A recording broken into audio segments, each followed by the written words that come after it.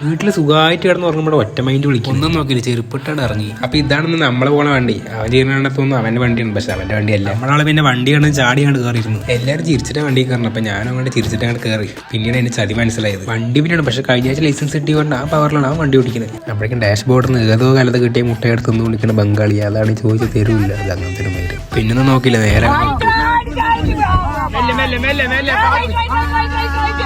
അവനാണെങ്കിൽ പേടിച്ചിട്ട് വിളിക്കാത്ത ദൈവങ്ങളും ഇല്ല. അപ്പാണ് ദൈവപ്പാട്ടാണ് വെച്ചു കൊടുത്തു.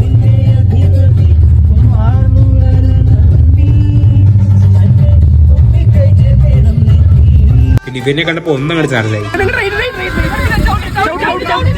കാര്യമായിട്ടൊന്നുമില്ല, വെറുതെ നിൽക്കുന്ന ബസ്സിൽ പേടിക്കുമ്പോൾ അത്രേ ഉള്ളൂ. ആ പോണതൊക്കെ ഭാവിയിൽ എഞ്ചിനീയറിംഗ് പിള്ളേരാണ്. എന്തായാലും അവന്റെ തലയിൽ കൂടെ കയറിയില്ല. ഡ്രൈവറിന്റെ എക്സ്പീരിയൻസ് അറിയാൻ വേണ്ടി ബംഗാളിന്റെ ഫോൺ കൊടുത്താണ്. ഫോക്കസ് ആണ് ഞാൻ തൊള്ളയിൽ. അങ്ങനെ കുറെ പോയപ്പോൾ മഞ്ഞപ്പിത്തം പിടിച്ച പോലത്തെ ഒരു ചായക്കട കണ്ടു. അവിടെ നിന്ന് കുറച്ച് സ്ലോ മോഷനൊക്കെ ഇട്ട് നടന്നു, പക്ഷെ ആരും നോക്കണില്ല. പിന്നെ അവിടെ ഒരു 10 മിനിറ്റ് നോടയും പറഞ്ഞാണ്ടിരുന്നു, പക്ഷെ ഓർഡർ എടുക്കാൻ ഒരു നായ്ക്കളിയും കാണാനില്ല. അപ്പോഴാണ് ഈ ബോർഡ് കാണുന്നത്. ഞാൻ പോയി ഇവിടെ മിൽക്ക് ഷേക്ക് തന്നെ എടുത്തിട്ട് വന്നു. പൈസ നോക്കില്ല, 40 രൂപ. അവന്റെ തൊഴിലാളിയും പിന്നെ ചായയിലാണ് വേറെ പറഞ്ഞില്ല. മിൽക്ക് ഷേക്ക് മേടിച്ചത് മാത്രമേ പറയുള്ളൂ, പിന്നെ എന്റെ കിട്ടിയിട്ടില്ല. അപ്പൊ അതൊക്കെ കഴിഞ്ഞ് നേരെ ക്ലബ്ബിലേക്കാണ് വിട്ടു.